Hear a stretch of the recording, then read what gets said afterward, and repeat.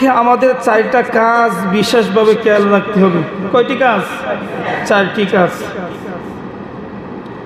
1 number হলো, আমি যে কুরবানি দিব আমি আমার নিয়তকে সহি শুদ্ধ করতে হবে। কি করতে হবে? আগে নিয়ত ঠিক করতে হবে। বুখারী শরীফের প্রথম হাদিস, ইন্নামা আমালু বিন্নিয়াত। তুমি যে কাজ করো তুমি আগে নিয়তকে পাকাপোক্ত করো। তোমার নিয়ত যেমন হবে তোমার কর্মের প্রতিফল এমনই হবে। গ্রামের মানুষ বলে নিয়ত আরমান বরকত। এটা হলো হাদিস। Thank you. তো 1 নাম্বার হলো নিয়ত সহি থাকতে হবে, নিয়তকে শুদ্ধ করে নিতে হবে। নিয়তের মধ্যে যদি ঝামেলা থাকে, নিয়তের মধ্যে যদি খটকা থাকে, পেঁচ গুছ থাকে, তাহলে কুরবানি হবে না। যেহেতু আমরা কুরবানি দেই, নিয়ত যদি ঝামেলা হয় তাহলে কুরবানি হবে না। অবশ্যই নিয়ত সম্পর্কে আমাদের অবগতি হওয়া প্রয়োজন। 1 নাম্বার হলো আমার নিয়তকে সহি শুদ্ধ করতে হবে। কিসের নিয়ত? একমাত্র শুধুমাত্র কেবলমাত্র আল্লাহ তাআলাকে সন্তুষ্ট করার জন্য, আল্লাহ তাআলাকে রাজি খুশি করার জন্য, একটি প্রাণীর উৎসর্গর মধ্য দিয়ে আমি আল্লাহ তাআলার রাজামন্দি, আমি আল্লাহ তাআলার নৈকট্য হাসিল করার জন্য আমি কুরবানি দিচ্ছি। বুঝতে কল লাগে না, কিন্তু বুঝতে আমাদের জন্য কি করে দিয়েছে? হালাল করে দিয়েছে। কুরবানির রাসূলের প্রথম জামানার ইতিহাস, তখন সচরাচর কুরবানি হতো। হাদিসও আছে এটা, 3 দিনের বেশি গোশত খাওয়া বৈধ ছিল না।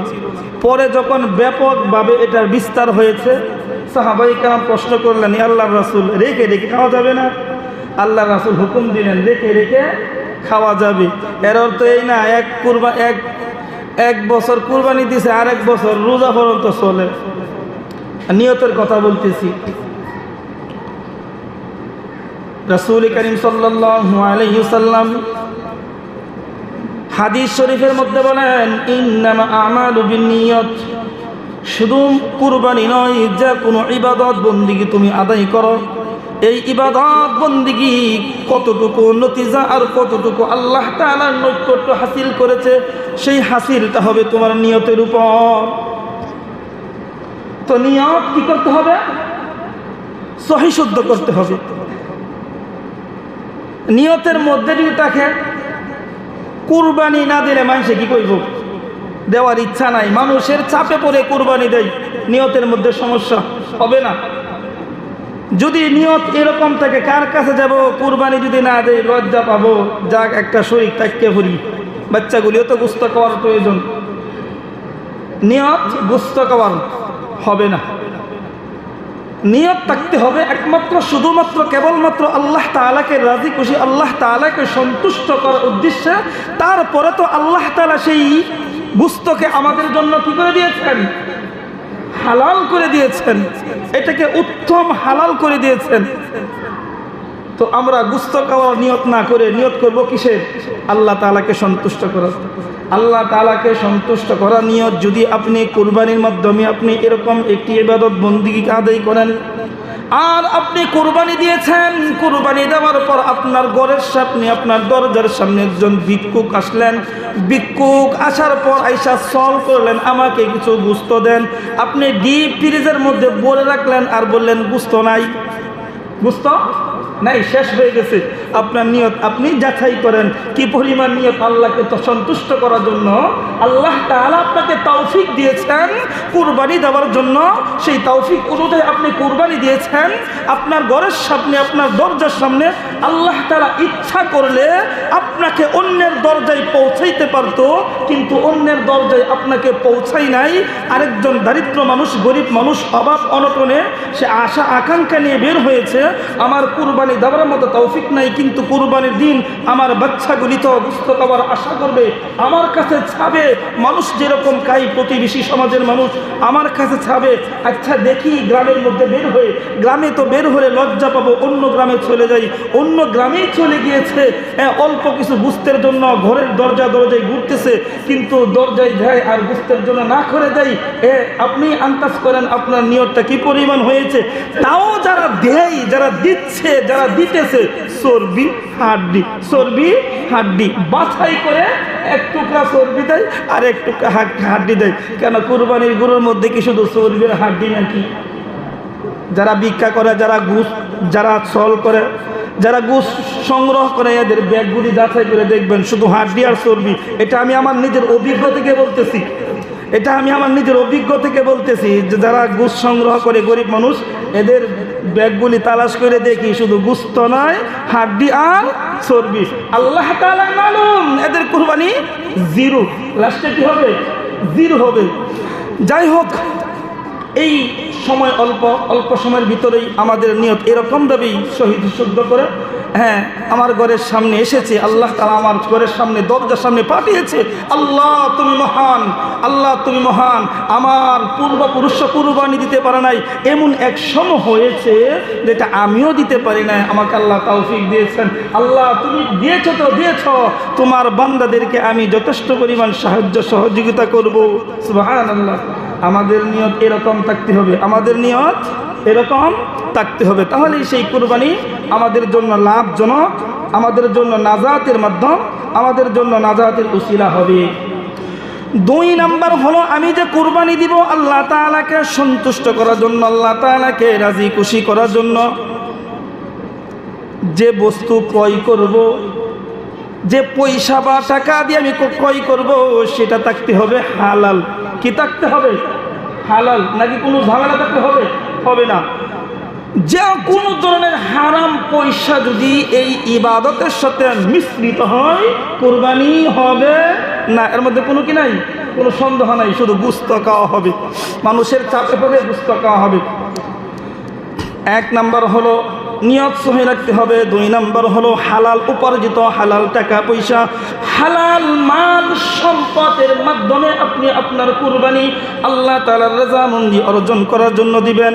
এখানে আরো একটি কথা আছে, আমাদের সমাজে এরকম পাওয়া যায় যারা একাধিক মানুষ মিলে কুরবানি দেয়, একাধিক মানুষ মিলে কুরবানি দেয়, একাধিক মানুষ মিলে কুরবানি দেয়। আছে না এরকম? 5 জন, 6 জন, 7 জন, 3 জন, আছে না? এই কুরবানি দেওয়ার ক্ষেত্রে, শরিকানা কুরবানি দেওয়ার ক্ষেত্রে সচেতন থাকতে হবে। আমি কুরবানি দিব, আমি কেন 2.5 লক্ষ টাকা দিয়ে 7 জনে মিলে কুরবানি আমাকে দিতে হবে? কাশি কুরবানি দিলে আমাকে সমাজ থেকে বের করে দিবে, নাকি আল্লাহ তাআলা তুচ্ছ করবে, এই তুই কাশি কুরবানি দিছস কে, তোরটা বাপ, এরকম বলবে? এরকম বলবে না। তো একাধিক মানুষ মিলে যে কুরবানি দেয়, সেই কুরবানির মধ্যে যদি 7 জনের মধ্যে যদি 1 জনের নিয়ত গলত থাকে, কুরবানি হবে না। 7 জনের মধ্য দিয়ে যদি 1 জনের টাকা পয়সা হারাম টাকা, 7 জনের কুরবানি হবে না। মাসালা বলতেছি, কুরবানি হবে না। তো এটাও আমাদের একটু যাচাই বাছাই করতে হবে। কেন আমাকে গরুই দিতে হবে? কাশি দিলে সমস্যা কি? কোনো সমস্যা নেই। আমার যতটুকু তৌফিক আছে, ইসলাম মুসলমানের উপর, ইসলাম কোনো সময় মানুষকে কি করে নাই, জুলুম করে নাই। তোমার তৌফিক যা আছে সেই তৌফিক থেকে তুমি তা কি করো, কুরবানি করো। তোমার যতটুকু তৌফিক আছে তৌফিক অনুসারে দাও। আমি দিতে পারবো ছাগল 1.5 লক্ষ টাকা দিয়ে কুরবানি দেওয়ার কোনো প্রয়োজন আছে? কোনো প্রয়োজন নাই। 1.5 লক্ষ না, 1.5 কোটি টাকা দিয়ে যদি কেউ হারাম পয়সা দিয়ে কুরবানি দেয়, আল্লাহ তাআলার নিকট 1.5 পয়সার মূল্য নাই, 1.5 পয়সার মূল্য নাই। আল্লাহর রাসূল সাল্লাল্লাহু আলাইহি ওয়াসাল্লাম বলেন, আখলিস দীনাকা ইয়াকফিকাল আমালুল কলিল, ইয়াকফিকাল আমালুল কলিল। অল্প আমল, অল্প আমল নাজাতের জন্য যথেষ্ট হয়ে যাবে। সুবহানাল্লাহ। কারি আর বুড়ি আর কোটি টাকার কোনো প্রয়োজন নেই যদি হারাম থাকে। তো হারামের কোনো মূল্য নেই, মূল্য কিঞ্চিত পরিমাণের। মূল্য কিসের? কিঞ্চিতের মূল্য। ঠিক আছে? তো আমরা কেন হারাম উপার্জনের মধ্য দিয়ে আমরা টাকা পয়সা কেন নষ্ট করব? 2 নাম্বার হলো শরীয়তের বিধিবিধান মতে কুরবানি দিতে হবে। কিসের বিধিবিধান মতে? শরীয়তের বিধিবিধান মতে কুরবানি দিতে হবে। শরীয়তে যে বিধিবিধান রয়েছে, এই বিধিবিধান মোতাবেক কুরবানি দিতে হবে। 4 নাম্বার হলো, যে কুরবানি করব সেই কুরবানিটা থাকতে হবে রিয়া মুক্ত। কি মুক্ত? রিয়া মুক্ত, অহংকার মুক্ত। আমি 3 লাখ টাকার কুরবানি দিচ্ছি, আমি 5 লাখ টাকার কুরবানি দিছি, তুমি কি দিছ?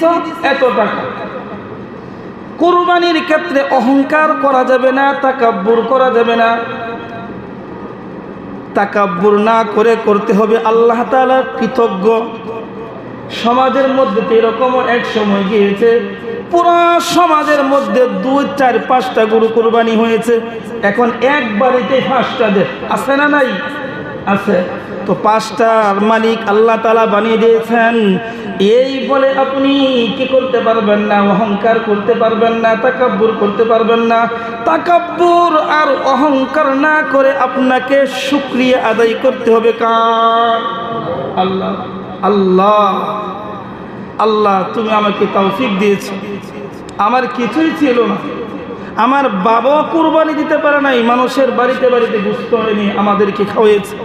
আল্লাহ তুমি আমাকে তৌফিক দিয়েছ, এই জন্য আমি আজকে আমার তৌফিক অনুযায়ী কুরবানি দিয়েছি।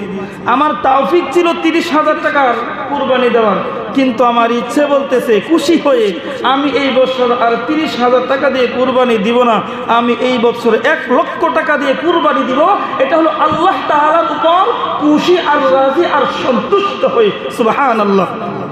নাকি চেয়ারম্যান সাহেব 1.5 লাখ টাকা দিয়ে কুরবানি দিয়েছে, তার লগে টক্কর দেওয়ার জন্য আমি দেম 2 লাখ টাকা দিয়ে। এরকম করা যাবে?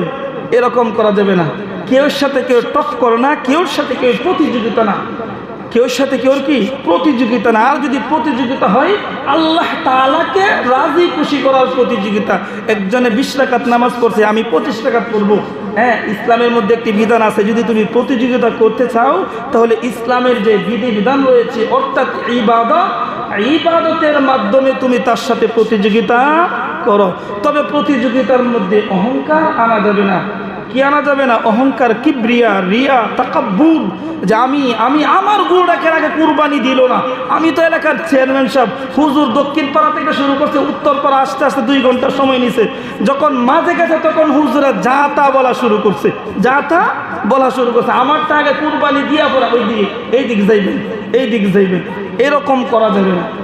আল্লাহ তাআলাকে রেজামন্দি, আল্লাহ তাআলাকে সন্তুষ্ট করার জন্য যত ধরনের তাওয়াজু, আরবিতে বলা হয় তাওয়াজু, নম্র বিনয়, নম্র বিনয়, বিনয় নম্র দুটা জিসিমের মধ্যে আনতে হবে।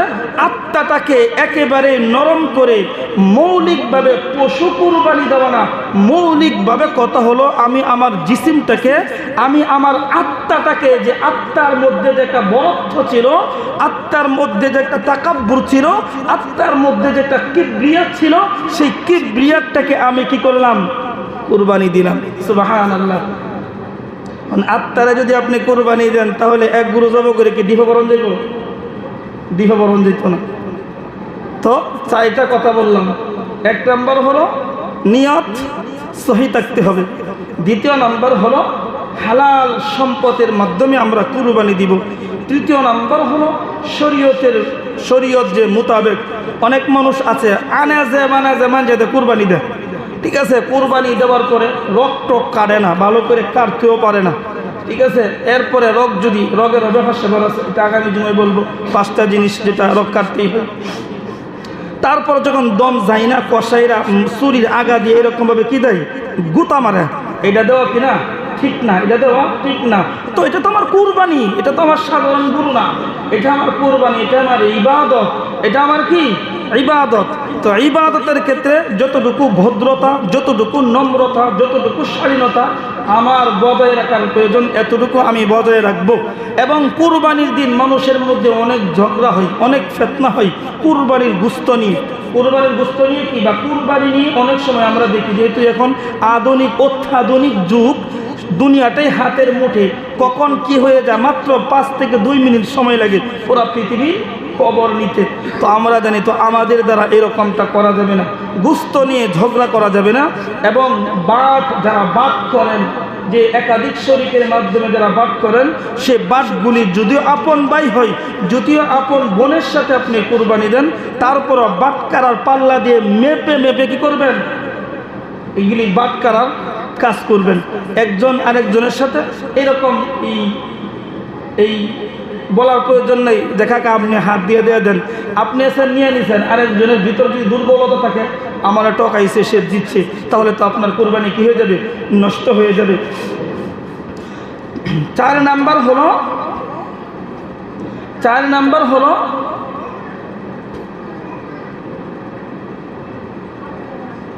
রিয়ামুক্ত কোরবানি কি করতে হবে? দিতে হবে। রিয়ামুক্ত মানে, রিয়া মানে এটা আরবি শব্দ, অহংকার, বাংলাতে কি বলে? অহংকার বলে আর কি, যে অহংকার করা যাবে না, অহংকার কারোর সাথে দেখানো যাবে না। তো এই 4টা কাজ যদি আমরা করি, তাহলে এই 4টি কাজ করার পরে যদি আমার ঘরের সামনে কোনো দারিদ্র মানুষ, কোনো গরিব মানুষ কেউ যদি আসে, তাহলে কি ফেরত যাবে? ফেরত যাবে না। নাকি এই কথা বলবো যে গুস্ত নাই, শেষ হয়ে গেছে? তো রিয়ামুক্ত ইবাদত, রিয়ামুক্ত কুরবানি। আরও কিছু কথা যেটা আমাদের সমাজে আমি আগে জানতাম না, মানুষ আমাকে জানাইছে, সেটা হলো কুরবানির যে চামড়া আছে, অর্থাৎ কুরবানির যে সমস্ত কয়েকটি বস্তু হারাম, এগুলি বাদ দিয়ে যা আছে গুস্ত, কেউ যদি চায় সে খাইতে পারবে, কিন্তু বিক্রি করতে পারবে না। তারপর কেউ যদি চায় চামড়া, সে প্রসেসিং করে সে নিজে ব্যবহার করতে পারবে, খাইতেও পারবে যদি খাইতে চায়, কিন্তু বিক্রি করে গরিব মিসকিনের টাকা দিয়ে দিতে হবে। যেটা মূল বলার উদ্দেশ্য সেটা হলো গুস্তের চেয়ে বর্তমানে চাহিদা বুড়ির বেশি। গুস্তের চাহিদা কিসের বেশি? বুড়ির বেশি।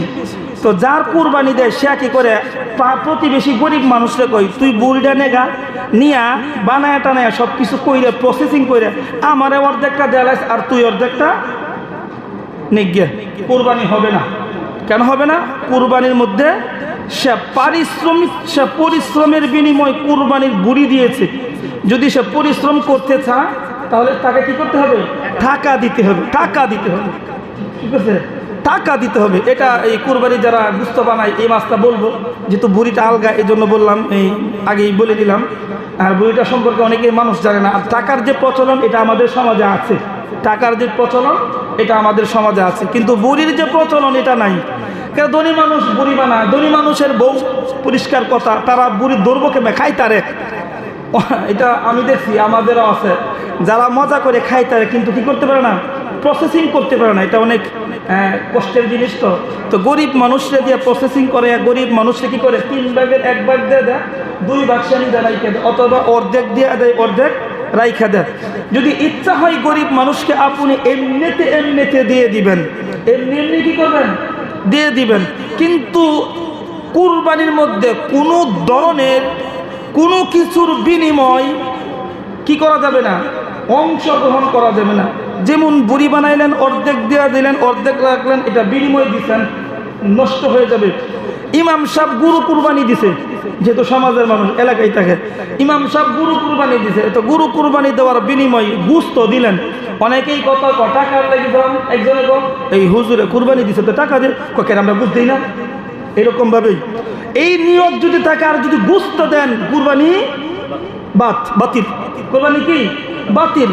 তবে যিনি কুরবানি দিয়েছে ওনাকে আপনি হাদিয়া দিবেন। হাদিয়া কি 25 টাকা, 2.5 লাখ টাকা দিয়ে আপনি গরু কুরবানি দিবেন, আর 50টা হুজুরে ধাক্কা দিয়ে দিলেন। এটার মধ্যে তো আমি নিয়ত দুর্বল। আর হুজুর দেখতেছি না, আমি তো কথা বলি ভাত খাই সাইরের, কিন্তু বয়ান করলাম সাইরের করি না। পুরা পৃথিবীর মানুষ কম বেশি আমার আলোচনা শুনে, কিছু কথাটা বুঝছেন? তো 25 টাকা দিয়ে দিলেন, 100 টাকা দিয়ে দিলেন, অনেকে আছে আবার দেয় না, অনেকে কি আবার দেয় না। যেহেতু এই সমাজে থাকে, এটা আমি আমার ভিন্ন কথা, আমি এটার মধ্যে কোনো ধরনের হক অথবা কোনো ধরনের বিনিময় আমি আশা করি না। যদি আশা করি কোরবানি হইতো না।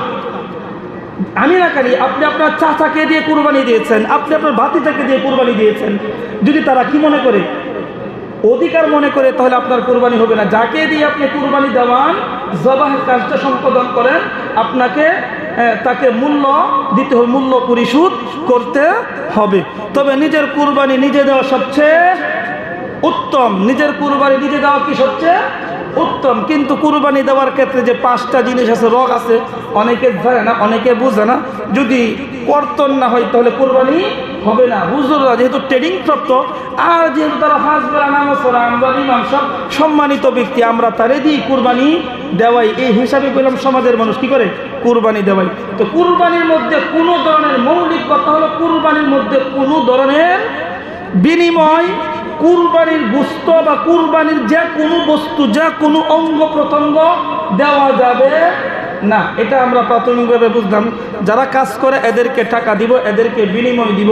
হ্যাঁ, যারা বানাইছে তারা তো টাকার জন্য আসে নাই, যা আসছে সে তো আমার প্রতিবেশী, তাকে আমার প্রতিবেশী হিসাবে, সে আমার ভাই, সে আমার আপনজন। আপনজন হিসাবে আমার যে একটা বাট আছে, এই বাট থেকে আমি তারা কি করবাম, তারা কিছু দেন। এটা কি গোশত বানাইছি দেখে নাকি আমার আপন